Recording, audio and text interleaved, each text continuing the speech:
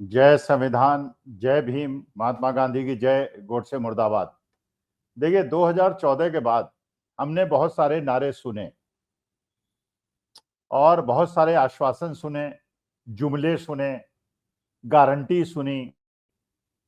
लेकिन अब 10 साल के बाद, 10.5 साल के बाद अब ये पता चला कि जुमलों से और वादों से आगे, गारंटी से आगे एक चीज हो गई, और जो भारतीय जनता पार्टी का असली नारा है, जो अब देश की जनता को समझ में आ रहा है।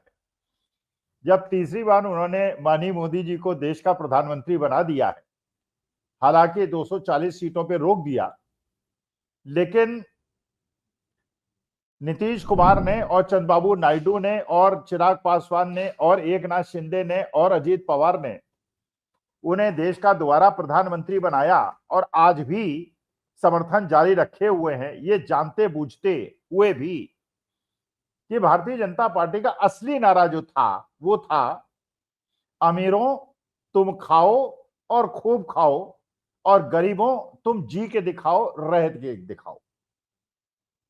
एक एक करके सारी चीजें सामने आ रही हैं।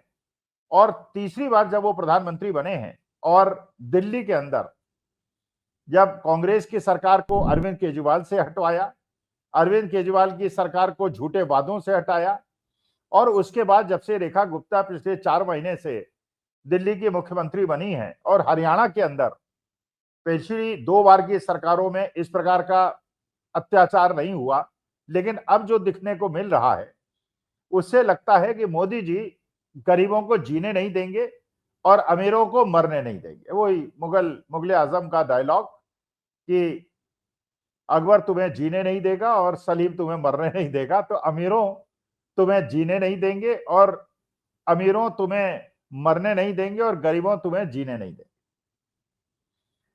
आपको खबर मिली होगी, अनिल अंबानी साहब जो बैंकरप्ट हो गए थे और उनकी कई कंपनियां नॉन परफॉर्मिंग एसेट्स बन गई थी, लेकिन मोदी जी की कृपा से जब डसॉल्ट कंपनी से राफेल खरीदे गए तो उसमें सहयोगी बनाया गया अनिल अंबानी साहब को, और उसमें हजारों करोड़ों का उनको फायदा हुआ, रिवाइव हुआ और वो आगे बढ़ गए। अनिल अंबानी साहब अमीर, मुंबई में बड़ी कोठी, कई मंजिलों की कोठी, कई नौकर, बड़ी बड़ी कारें, लेकिन उनके लोन माफ हो गए, राइट ऑफ हो गए, उनको सुविधाएं मिली, क्योंकि अमीरों के लिए सब कुछ उपलब्ध है। और अभी बैंक ने, गवर्नमेंट ऑफ इंडिया के बैंक ने अनिल अंबानी साहब को एक फ्रॉड कंपनी का तमगा दिया है।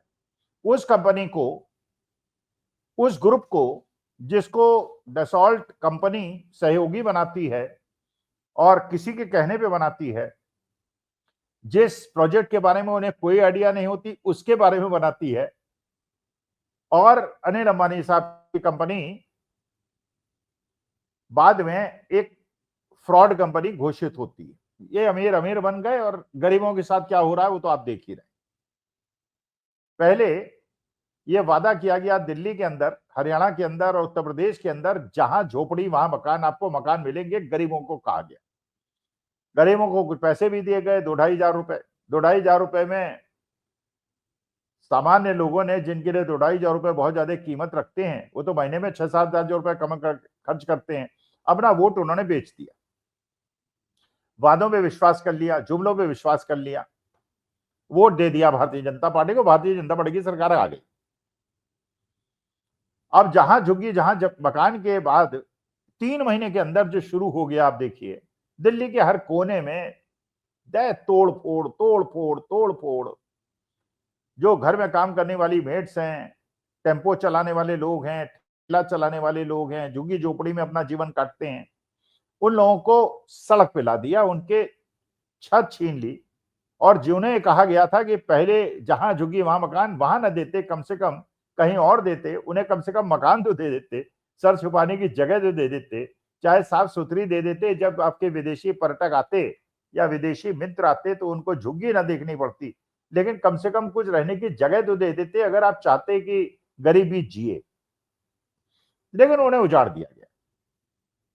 न केवल दिल्ली के चारों तरफ उनको उजाड़ दिया गया, आसपास के जितने इलाके हैं, गुड़गांव, फरीदाबाद, उनके अंदर भी तहस नहस का कार्यक्रम चल रहा है। कम से कम 1-1.5 लाख आदमी केवल फरीदाबाद में डिस्प्लेस होने वाला है।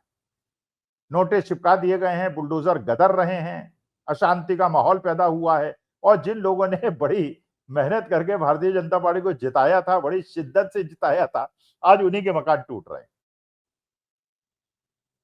तो मोदी जी ने शौचालय बना के लोगों के घर तोड़ दिए।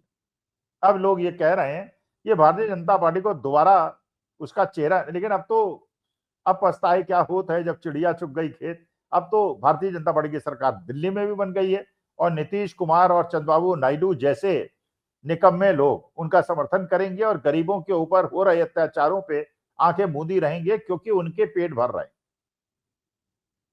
वक्फ बिल पे मुसलमानों के साथ अत्याचार हो, हिंदुओं को बड़ा आनंद आता है। हिंदुओं के मकान टूट रहे हैं, उनकी झुग्गी झोपड़ी टूट रही है, उनकी नौकरियां छूट रही हैं, वो गांव में वापस जाएंगे, गांव में रहने की जगह नहीं। और गांव के अंदर भी जो पंचायत लैंड है, ग्राम सभा की लैंड है, सरकारी लैंड है, जहां लोगों ने झुग्गियां डाली हुई हैं, वो भी टूटेंगे। कहां जाएंगे लोग?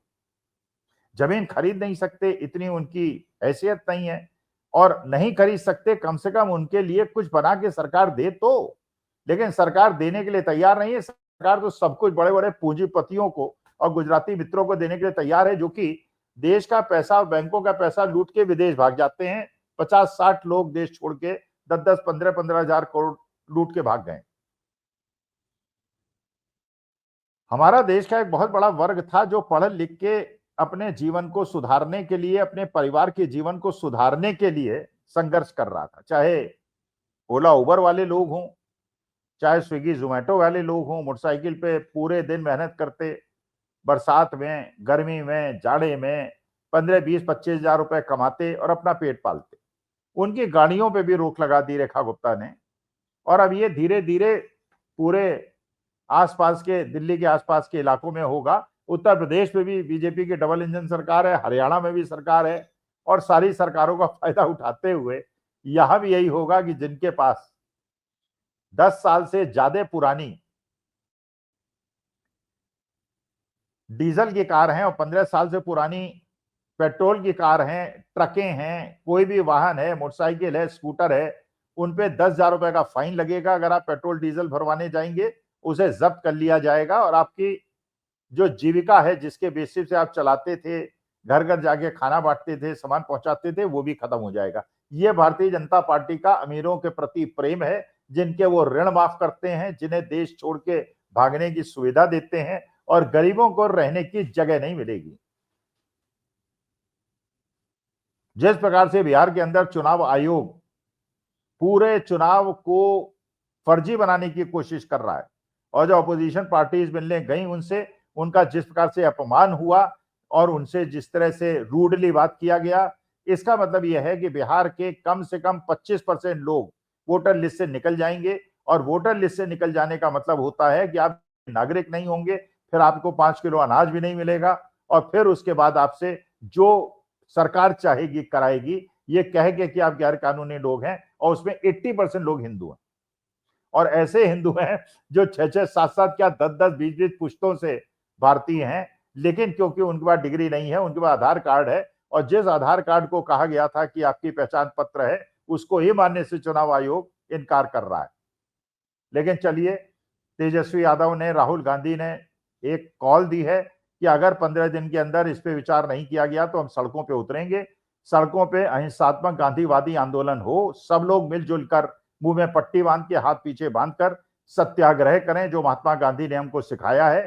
क्योंकि अगर इस प्रकार से देश के गरीबों के ऊपर अत्याचार हुआ और सब कुछ अमीरों को दिया गया, लोकतंत्र संविधान की हत्या हुई, तो इस देश के अंदर रहना मुश्किल हो जाएगा। और हमारी भारत माता, जो हमेशा से खुली सांस लेने की आदी है, उसको इस प्रकार से घुटता हुआ हम नहीं देख पाएंगे। लेकिन अगर राहुल गांधी, तेजस्वी यादव, अखिलेश यादव आंदोलन नहीं करते, सड़क पे नहीं उतरते, तो हमारा भी मन उदास होगा, हम भी निराश होंगे, और ये देख नहीं पाएंगे किस प्रकार से लोकतंत्र संविधान की हत्या सत्ता पक्ष और चुनाव आयोग कर रहा है, और विपक्ष भी नकारा बन के बैठा हुआ है। नमस्कार, धन्यवाद, प्रणाम।